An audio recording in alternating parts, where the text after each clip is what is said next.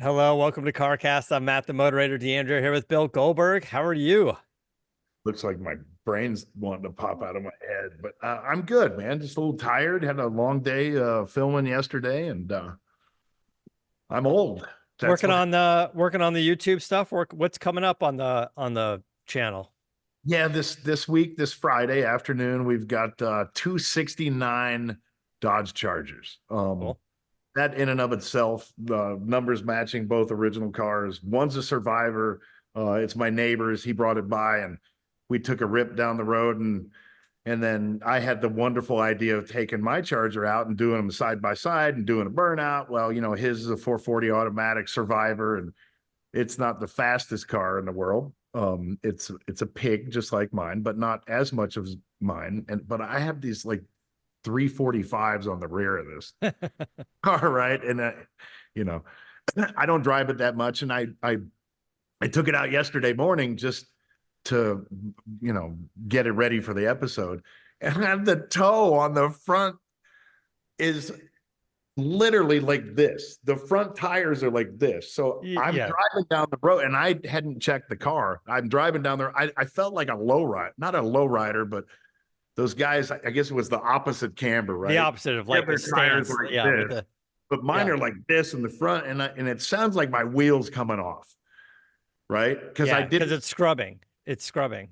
Well, it just it wasn't scrubbing as much as it was just the angle of the tire that was met to the pavement, and it was just making it sounded like it was the same effect as screeching your tires when you're turning around a corner, right? Yeah, Both of my tires are doing that, and I didn't look at it prior to going out, and I'm hearing this, and it's like I say, it sounds like my wheels falling off. So I turn around and I come back to the house, and it was 30 minutes before the neighbor shows up with his Charger, and I look at it, and I'm laying on the ground, and I look at it, and I just put my hand on my hands on my head, and I'm like, you imbecile. But it literally, I'll take a picture of it and send it to you, and I'll put it on the YouTube channel with the show. But it was absolutely ridiculous, and it's an easy fix, right? But I didn't have 15 minutes or a clear lift at the time, yeah. so I just went out and we did a little burnout thing, and man, it was hilarious. So just behind the scenes stuff. So the plan is Fridays. Fridays, you've been dropping new videos on the YouTube channel, right? Yeah, I do it in the middle of the afternoon, probably like 3 p.m. Eastern. I'm just playing around with some timing, and yeah, this is a fun one, man. He's got probably 50 cars in his collection, and it's a collection that I've never been to with the show. And we were saving that for a later episode, but it was really cool to see this Survivor 69 Charger, and to have another one next to it going down the road. I mean, that's pretty rare as it is, but Yeah, 69,000 mile, one owner. The guy took logbooks, and every oil change and every time he filled the car up with gas, he noted it down with the price and the date. And it was unbelievable. Unbelievable. Build sheet, it had every single thing with it. And it had one thing on it as a Mopar I have never seen before. And it came from the factory. It had so on these 69 Chargers, they got like the iconic gas filler that's a race filler, right? So it's like yeah, the cap. Yeah, right? So there's a lock that he had on his filler. And it's a great idea, but to me, it's something that you would think would become after 1969. You wouldn't think that they'd have that as an option. And I'll be damned if it wasn't on his build sheet. It was cool, man. yeah. It That's wasn't a cool build piece. sheet. It was the order sheet Yeah. that they had with the purchase of the car. But it was cool, man. I mean, it's a time capsule. It was something that I'd never seen before. So that in itself was a reason to watch the show. But the second show that we taped was one that was extremely cool.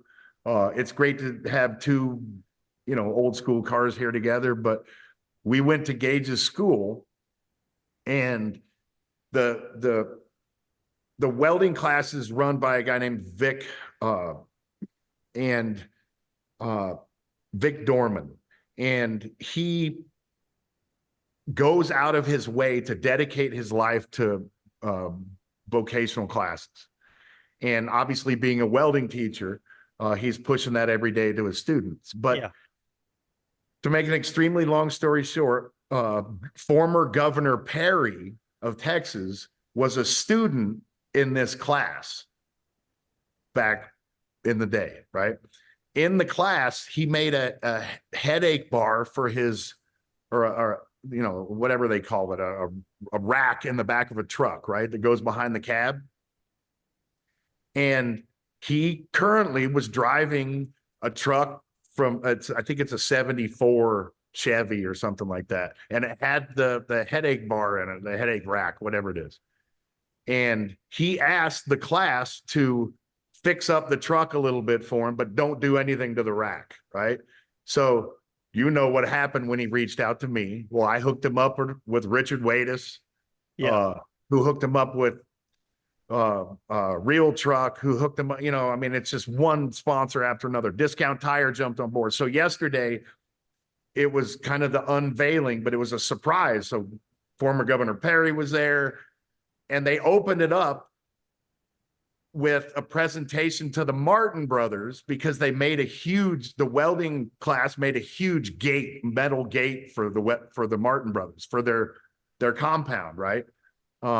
Because they've been up to the location and did a welding class with the Martin brothers for the show. So at the end of the day, it's everybody banding together in the school system to try to keep these trades in the schools. Yeah. And it was killer, man. Lincoln Electric was there. I mean, all the sponsors that jumped on board. And like I said, Governor Perry thought he was showing up to the presentation of the gate. And so we walked outside, opened up the gate, and then boom, here comes the truck. And I talked them into doing a frame off, which obviously gave them a lot more headaches than they thought they were going to do. But in a microcosm, it's just a great story of a community and a bunch of great sponsors and big name people getting together to try to make sure that these trades are forever offered at schools for these kids. So it was worthy of shooting. So that's the second episode. We're going to put that on next Friday, but it was a great day, man. So that's why I'm so freaking exhausted. So that sounds awesome. And I hopefully all the kids working on it had a good time as well. And you're right. When they get to sort of unveil the product, the reveal, as you would say in TV land, for them to be able to participate in it, it makes it so much more fun for them. I would imagine. Oh yeah. I mean, the kids did the presentation. Local news channels were there. I mean, it was a big deal. And it's something that this guy's dedicated his life as a teacher to.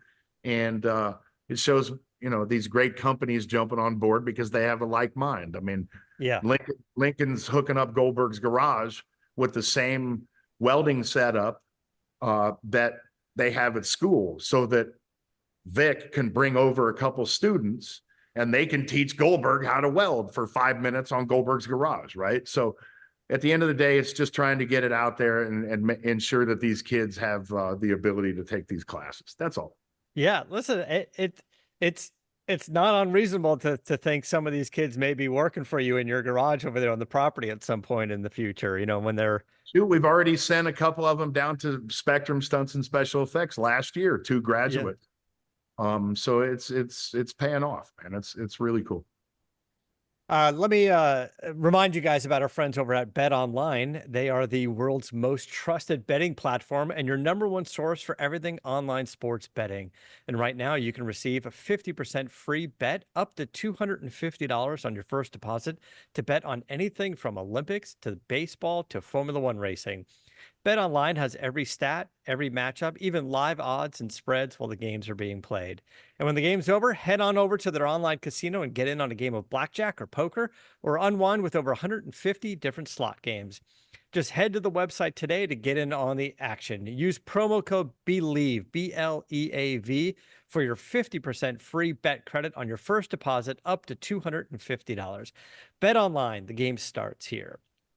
Now, I work for a subsidiary of Bet Online, and I can almost guarantee you that across both platforms and probably across all betting platforms, they're having odds on the next person to get kicked out of the Olympic. On the kid at Olympics, they had the The Brazilian next girl got person kicked out to for. bitch and moan about the opening ceremony. The next person to complain about the lack of food, at the Olympic Yeah, Games. the meat. There's no protein on site, which kind of blows my mind. They're scrambling to find eggs and meat for the athletes because they went like all vegan over at the Olympic Village, or I don't know the whole story, but that's just kind of the If you're the the shot notes I putter, saw. you weigh like 350 and you need like 20,000 calories a day. I don't think you're going to be able to get that in a vegan diet. I mean, although you'd eat I probably mean, you enough could, beans to blow up. but unless they've been training with that for years, I don't see how you throw them into the mix and go, "Hey, you're here for the next 2 weeks, or maybe even less," and all you're thinking about is performing, and you sit down and you're just like, I gotta eat what I'm eating. Like I need a, I can't change it now. I can't have like gut health issues, and I can't like. Like taking NASCAR, it's like taking NASCAR from America to Europe and running on the shittiest gas humanly possible and expecting it to perform the way that it performs over here. 100%. Like going, yes. All of you guys that have been racing, now you have to use California 91 pump gas. And then they're Exactly. like, I don't know what's gonna happen. I'm like, Yeah. this is all bad. It's never Your gonna. shit's going to blow up. You're going to implode. I mean, yeah, you're speaking to the choir. But it's the Olympics. Every year there's something. I mean, There's something. I'm a fan of the Olympics, by the way. For a person who's not like a big sports fan, I enjoy watching the Olympics, and I I I love how patriotic it is. Certainly, for us here. I'm always amazed by what some of these athletes can do. Some of them so young, 15 years old, and well, yeah, I mean, ones that are kind of all aged out, like, and they're still doing it. Like, it's pretty amazing to see what they can do. I'm a fan. I always watch. the cool thing about the Olympics is they have the time to give you the personal interest story. There's always a backstory. These guys and girls have two jobs, training 6 hours a day for 4 years or for an eternity or a lifetime Yeah. to culminate for one competition that might take 10 seconds, right? Yeah. So I mean, it's an unbelievable thing to see, and I'd say 75% of them, though in this day and age it's different. 75% of them do it for nothing more than the glory of actually saying that they did it, because they don't get paid a shitload of money. Yeah. And not everyone gets an endorsement deal, right? So yeah, you're doing it. And like you said, you trained for 4 years for one Olympics. Some of them have been there for 3 or 4 Olympics. And they've been doing this for 12 or 16 years. You know, Swimmers, anyway, it's all the amazing. human interest stories, you know, make even a person who isn't a fan of athletics interested, because it's a good story. I mean, these 14-year-olds that are able to be the best in the world at what they do, or a 40-year-old coming back and, like you said, being in their third Olympics and still being at the top of their game. It's pretty cool. It's real cool. It's the top echelon of athletics. Yeah. Well, shifting gears and getting into a little bit of bad news, sad news. We're hearing that Recaro Automotive Seats has filed for bankruptcy. Now, this doesn't necessarily mean they're out of business. I believe they're looking to restructure. And those of you that don't fully know, so Recaro as a company makes seats and other things for buses and stadiums and all sorts of things. And this is not that. So the Recaro automotive seats that we're mostly familiar with, that was sold off, I think, 4 years ago to a private equity group, and they licensed the Recaro name from the parent company. The parent company is fine. The automotive side, which it seems like they've been doing well. I think they had just, a couple of years ago, they reported $150 million in sales when they were being acquired by private equity. But there's something like 215 employees over there. Apparently, they're all kind of in shock on seeing the news because they were working there and didn't know this was happening behind the scenes financially. So we'll see how that's going to sort of get restructured. And I imagine just this is mostly to eliminate debt, not to end the company. However, that being said, another company that I'm surprised to see is BBS Wheels. BBS is also filing for bankruptcy. This one, I don't know for sure if this is going to be a restructure or does this need to be sort of broken apart and sold off for its assets. But another company that's been around for a long time for sure. It's amazing, and I'm not going into details of either company, but it's amazing to have grown up and seen these companies and being so familiar with them and them being, when you talk about race seats, you think of Recaro instantly and them Yeah. being top of the echelon. And then fast forward to today's times and you get news like this where it's possible that it as a brand could be disappearing. It's just amazing. Yeah, it could be. And both of those companies, if they're unable to survive on their own, Recaro and BBS are such good brand names within the space that maybe the assets get sold off and then the brand names end up at some other wheel manufacturer. You just kind of hope they can continue to build a high quality product. Uh, now I don't know too much about the history of BBS and who owns them now, or if they're doing their own thing and do they build stuff overseas? I can't say for sure, but yeah, they've always been regarded as a high quality piece along with Recaro. Yeah, so it's interesting, sad to see because two longtime brands. It's not a startup company that was, sort of struggling, But you can have a yeah, startup company start up in a matter of seconds these days that can trump a historical company like BB, I mean, yeah. like that. So it's just it's a weird time. Even with solid revenue numbers, if you accumulate too much debt, that's really just kind of the thing. And sometimes it's necessary to grow the business, but BBS is mostly claiming, some issues around COVID. Uh, maybe they did well during COVID or looked to expand or spent some money, and now the things have sort of died down. Those sales aren't there. So I don't know, kind of tough to say. You're right. Like we don't know all the details behind their financial situation, but just as an enthusiast, it's sad to see.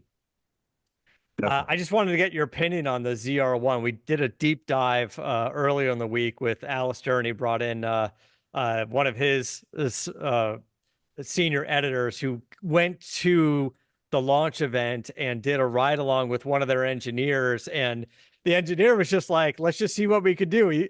And he didn't really like have a plan. He's like, I'm supposed to give you a ride. And he goes, we're going to launch from second gear and we're just going to have at it. And you watch their video and they hit 205 miles an hour and getting into this. So first of all, the estimates of horsepower, the rumors of horsepower being around 800 or so was completely blown away when they pulled the curtain off this thing with 1,064 horsepower, turbocharged, flat plane crank, rear wheel drive. Like it's it it has the recipe of just so much goodness. I'm not a Republican or a Democrat in this conversation. I'm not a Dodge guy. I'm not a Chevy guy. I'm not a Ford guy. I'm a gearhead. So my answer is, what a glorious day. That's all Yeah. I can say. I mean, it's freaking awesome to have, and again, options, right? Yeah. Options, and to know that people are still in the game doing the things that we have lusted over for years as car guys. It's freaking it's great news. So Yeah, it looks like a and cool hit the piece. Corvette. It sounds awesome. The performance seems like it's there. It's super fun. It looks like it's going to be fun. I can't wait to hopefully get a chance to drive it. And to what Clint was saying when we had him on is he's like, they're not done yet. There's another model above this in the future called Zora so far And it's this car, but with the electric motors from the E-Ray powering the front tires to make it all-wheel drive. So if you could take this car and then add traction, because this car is already 0 to 60, and I think he said 2.6 or something seconds, just makes it nuts. If you could get it down to like 2.3, not that I would ever notice the difference, but on paper, that's all we're kind of going for, is the bragging rights, really. You'd still get that sound, but then when those electric motors kicked in to power the front wheels, especially off the launch, I understand they're still trying to dial in the launch control or just its ability to hit off the line, which is why when he did his ride along, they went from second gear, because I think it would just tear apart the tires and they wouldn't get they wouldn't get anywhere for the first, I don't know, 100 feet, maybe 300 feet. But Yeah, anyway, just looks cool. dude, as an enthusiast, yeah, I mean, I'm not ever, I don't think I've ever used this word, and I will probably never use it again. And this will be a meme, but that's titillating. Yes. That's the only way I can describe it. I mean, it's freaking, it's awesome. Yeah. Wonderful day when you have the option. You can get a 170, or you can get a crate motor, or you can get a Helifa 1000. You can get the GTD. What's that pushing horsepower wise? Or you can now Yeah, it's about 800. get the Corvette with this option. And oh, guess what? There's another one coming down the pipe. So Yeah.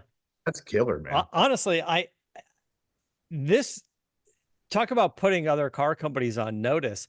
Listen, I'm a fan of the Mustang GTD. That thing's cool. And it's a racing car sort of made to be street legal, but it's significantly more money. I would say by time you option that up in the ZR1, you're twice the money. And the ZR1 has more horsepower. We don't know what the performance numbers are going to be. And we don't know the full specs, weight, and everything of all these cars. But you have, a 350, let's say, optioned out $400,000 Just do it GTD. like a fighter breakdown, right? Yeah. Just like a fighter breakdown, and put the name of it up here, and then the price right underneath, and then the output, and then Yeah, just need the detailed specs of it. And there's no certainly, what it's going to be tested up against Ferrari and McLaren and the best of the best out there. And price is always going to be a factor, because you're probably able to get that ZR1, sticker for sticker. We're not looking at markups and all that other junk, but I don't know, 150,000 or less. I mean, you could probably option it up with all the carbon fiber stuff, probably get closer to 200, but yeah. So I'm gonna predict something here. Okay. I'm not going to predict it, but I'm going to make a statement. Let's see how Chevy handles that situation. You mean the markups, that dealer markup? Yeah. See, because that's going to be a big one. That's going to be a big one, dude. So let's see how they handle that, as opposed to how it was handled in other manufacturers comparatively throughout the years. Yeah, it'll be interesting for sure. I think, look, the dealers are going to fight for their ability to do what they want with pricing, and the manufacturer is going to try to say, no, let people order the cars and pay sticker, like you're still going to make money. But I don't know. I'm sure there's a lot of behind the scenes argument between the manufacturers and the dealers, and certainly customers voicing their opinion. I want to get into this other thing with Ferrari. Well, sort of with Ferrari, and I'll explain that in a second. Let's take a quick break. We'll be right back.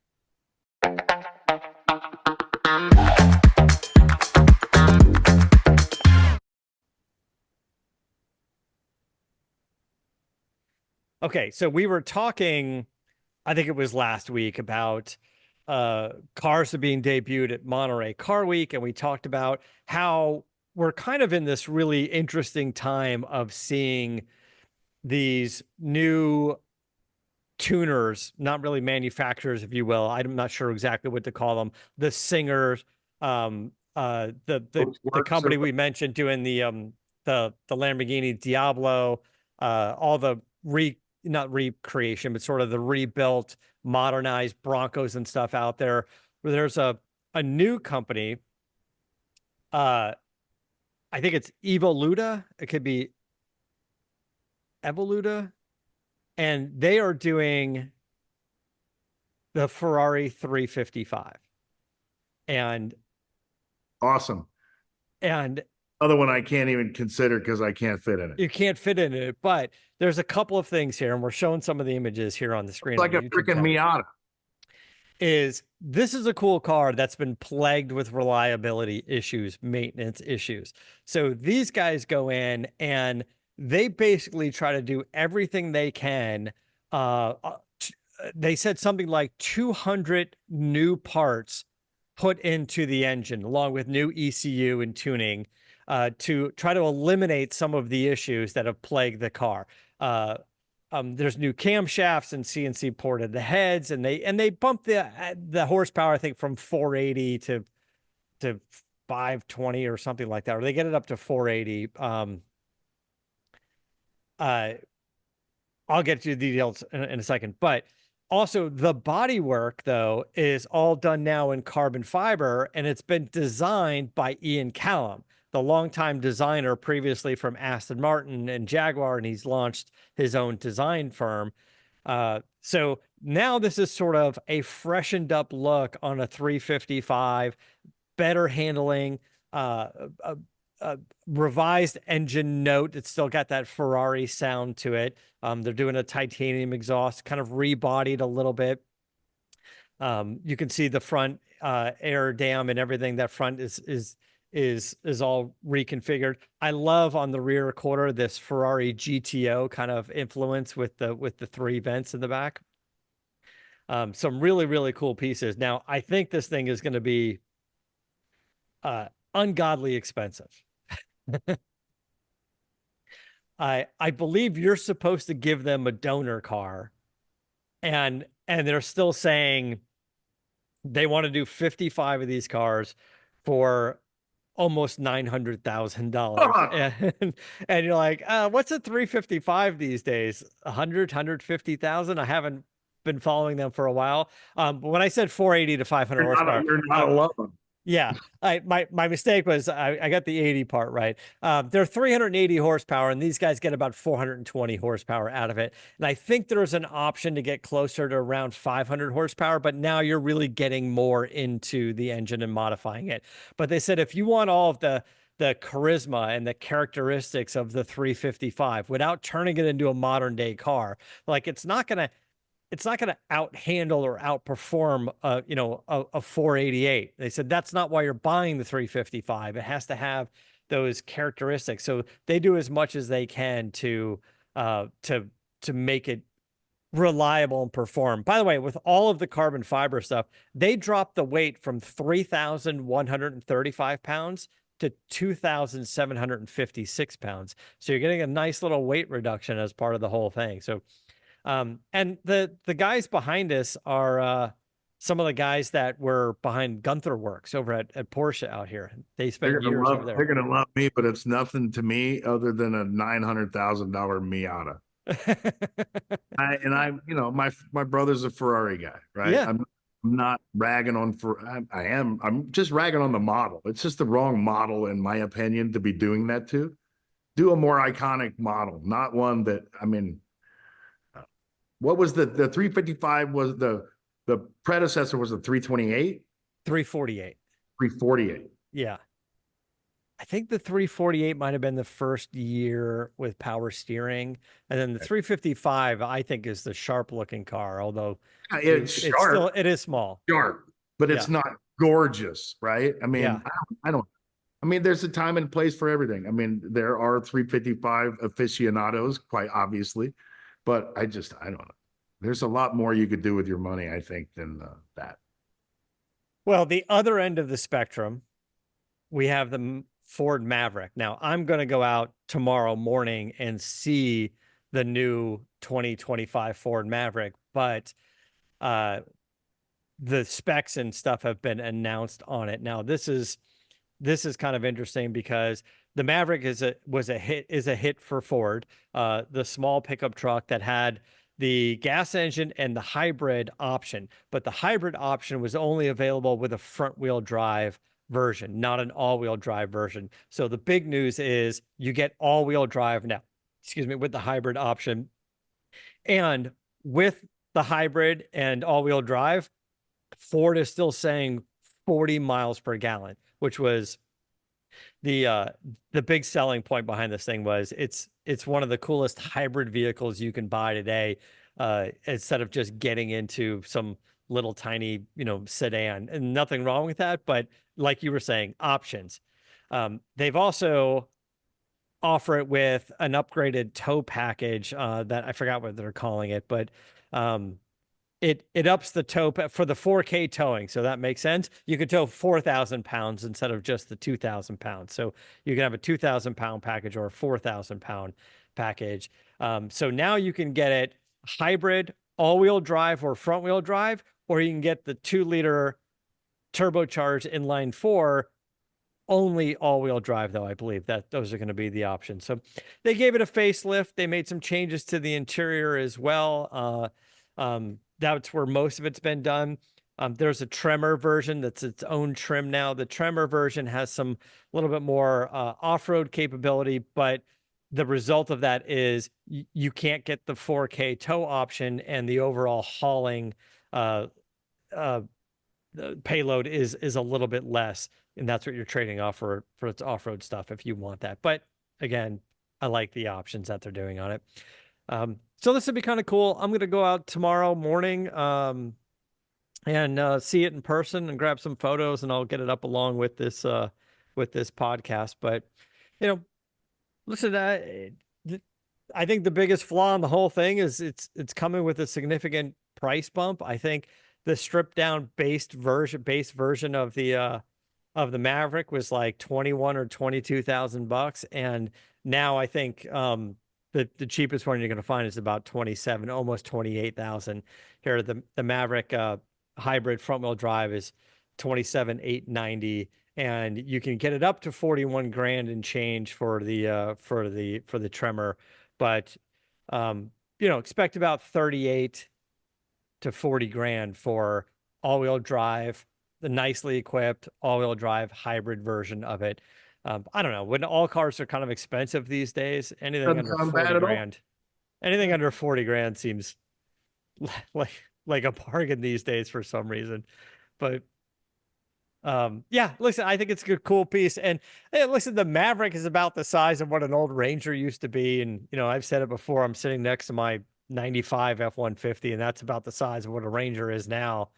And my truck is massive. By the way, you talked about the Dodge at the beginning of the show. So when I lowered my truck, I haven't done any camber correction in the back, so my rear tires are got too much camber. So the opposite of what you were doing, and there's a fix for it. I just haven't got around to doing it. But my range, being an EV, has suffered because of the scrubbing, because No those question. tires, Absolutely. are doing that. So once we kind of get it straightened up, I'm thinking it'll be better overall. But yeah, that's been an issue as well. You start to see it, like, if we don't think too much about modifying our gas vehicles, what it does to your miles per gallon. But yeah, when you put 37s on your TRX, and or go to a wider tire on your new Mustang or something like that, and or even just changing the rolling resistance, going to a grippier tire, which is the other thing I did.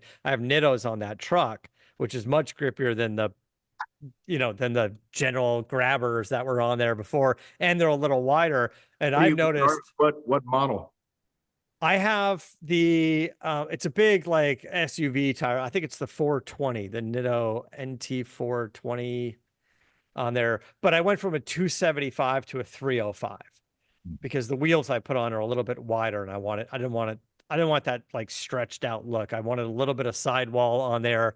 And I still wanted, I wanted enough tire that it has a little bit of rim protection and enough sidewall that if I hit a curb a little bit, I'm not completely taking a chunk out of that wheel. And honestly, I don't know. I haven't played around with what happens to the EV if you change the overall diameter of the wheel and tire package. Now, we have so many Oh, it's going to be something. Yeah, like we have tuners and stuff for our most of our gas engine cars that if you put 37s on your Ram, you can calibrate it so your speedometer isn't screwed up, right? Holly sent me a a digital like it's not really like a tuner. It plugs into OBD2 and it looks like would it be a touchscreen tuner, but it doesn't tune anything. It just gives me a lot more diagnostics and battery health and all kinds of stuff. And I asked them, I go, hey, can I recalibrate for wheel and tire size? What if I went to a taller tire or to a 24-inch wheel? And they're like, no, it doesn't do that. On the Lightning, there's no writing. It's only reading.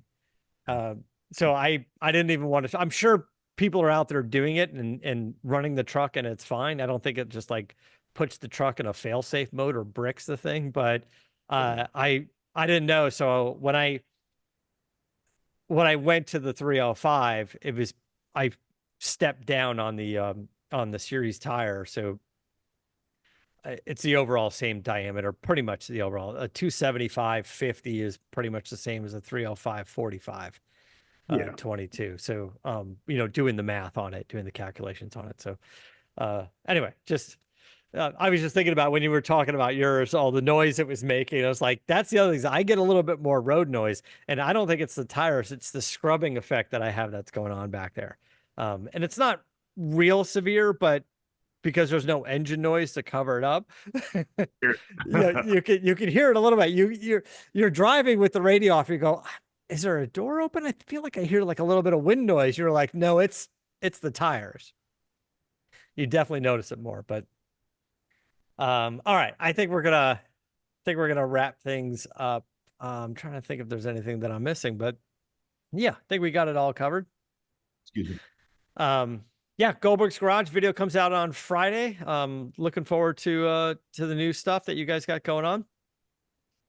And I would say thanks, guys. Thanks for listening. Until next time, keep the air in the spare and the bag in the wheel. And your eyes open.